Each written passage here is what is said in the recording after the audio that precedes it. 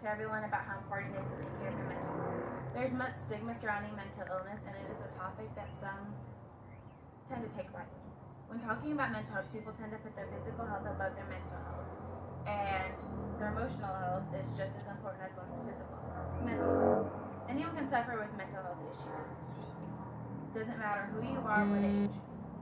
Around 1 in 5 adults endure mental health disorders each year. That's 43.8 million. That is almost a quarter of our population. Does not count how many people I'm sure experience symptoms of mental health disorders and don't report due to just dismissing it, thinking it's nothing and a mundane issue, such as anything as simple as I'm not sleeping like I usually am. I'm not getting enough time in my day to sleep. They're thinking maybe, hey, I just work too much, I overexerted myself. And today it is starting to become less of a shameful topic, but there are still many misconceptions surrounding it. I'm first going to talk to you about the stigma surrounding the topic of mental health. The social stigma and stereotypes surrounding mental illness can make it difficult for those who are trying to cope and deal with their mental health, as well as make it hard on those who are trying to be present and help someone who is struggling with mental health issues. The media contributes to much of how society views mental illness. I'm sure that when movie and TV producers are filming and are portraying a person struggling with mental illness in a certain way, that is not a picture of how they believe mental disorders are for everyone. It is just one way they're interpreting the disorder. Except whenever people see these movie portrayals, that's how they perceive people struggling with mental health disorders. If they show them in a bad light, always erotic behavior, angry, murderous, suicidal, off the walls, then that's how people are going to perceive everyone with mental health disorders.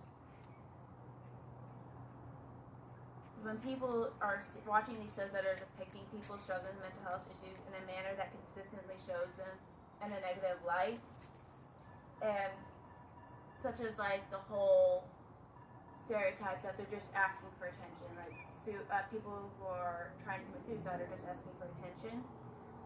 That's how we're going to go about seeing these people. The Mental Health Foundation discusses that 9 out of 10 people suffering with mental health problems say that they are affected by the social stigma and discrimination. The stigma and stereotypes can all impede the road to recovery, as well as make it hard for those who live with mental health disorders to confide in someone.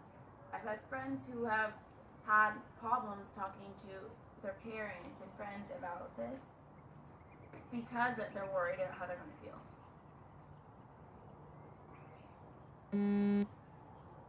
Some diagnosed with mental health issues already feel sort of embarrassed about opening up to family and friends about their health and don't know how to proceed. That same feeling extends to their family and friends.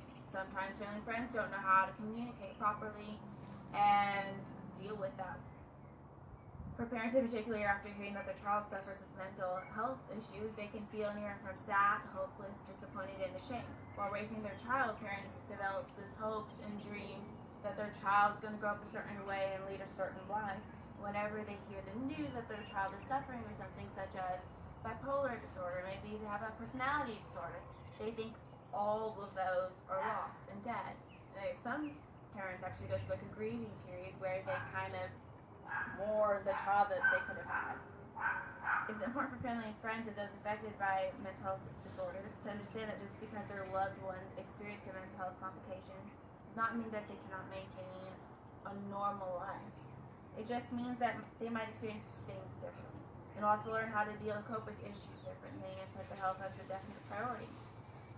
When someone is diagnosed with a mental health disorder, they are typically always going to deal with it. There's never a time they'll learn how to cope with it better and get through the day easier.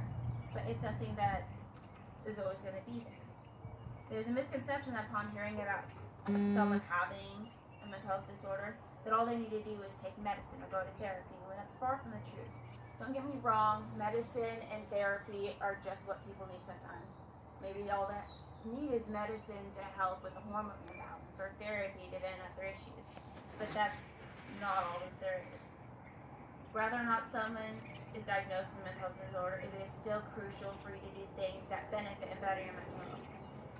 Because at the end of the day, there are so many components that work in maintaining and improving your mental health and just medicine therapy.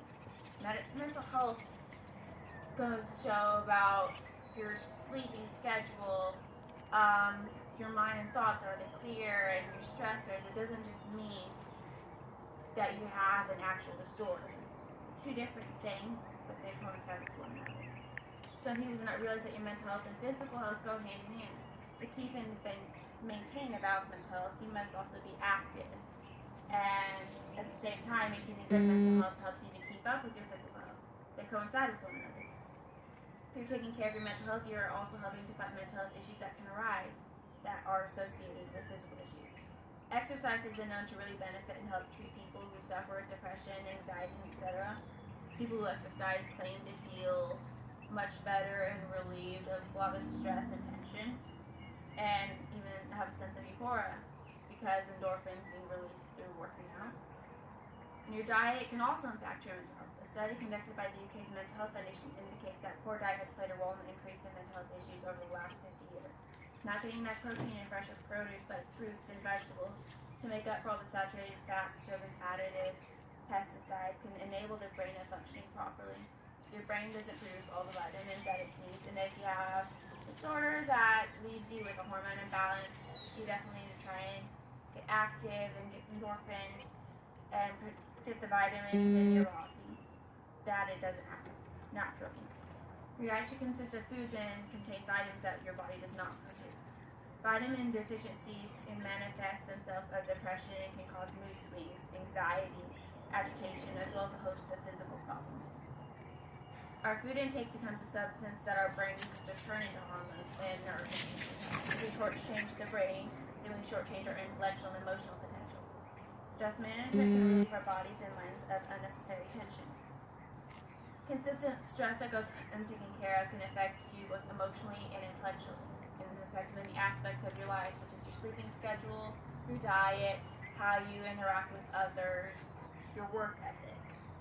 External stresses such as bereavement and life changes can be handled over time with the help of family and friends. Sometimes they can be taken care of simply by venting to someone. Internal stressors caused by our negative interpretation call for changes in our behavior and attitude. Stress in moderation can be good for us, such as eustress, which is beneficial. Stress in short intervals, which can help with euphoria and just make you feel better because it can trigger chemicals that improve memory, increase energy levels, and enhance alertness and productivity. Mental health disorders affect more people than you know and can occur to anyone and doesn't discriminate. Another source that I've read also says more than 57.5 million, which is over a quarter of our population, experience a mental health disorder, and only 36% receive treatment due to the fact that they fail to seek help. From what I've seen, mental health disorders can affect anyone on the spectrum, regardless of social status, how much money you make. You can all experience mental health issues.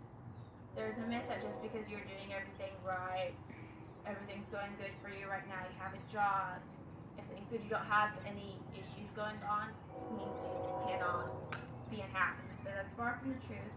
Any emotion you experience or actions you're taking that feel different, make you feel disconnected, should be taken seriously, regardless as it is a shift in mood, appetite, sleeping schedule, work ethic. Sometimes it's not a mental health disorder, it could just be a signal of stress that you need to be taken care of. I've talked to you about all my research that I have found through getting this presentation together. And I have learned some too as well. I already had an idea of what it was like, mental health, and I was already an advocate for mental health. Even though I already had this idea, I still stigma and misconceptions should not get in the way of you better helping someone else or being any different than someone. It is crucial that you take care of all aspects of your health, or at least stay aware and informed. Mental health issues do not discriminate against age, gender, race, sexual orientation, or social status. It can honestly affect anyone, and you shouldn't take it lightly.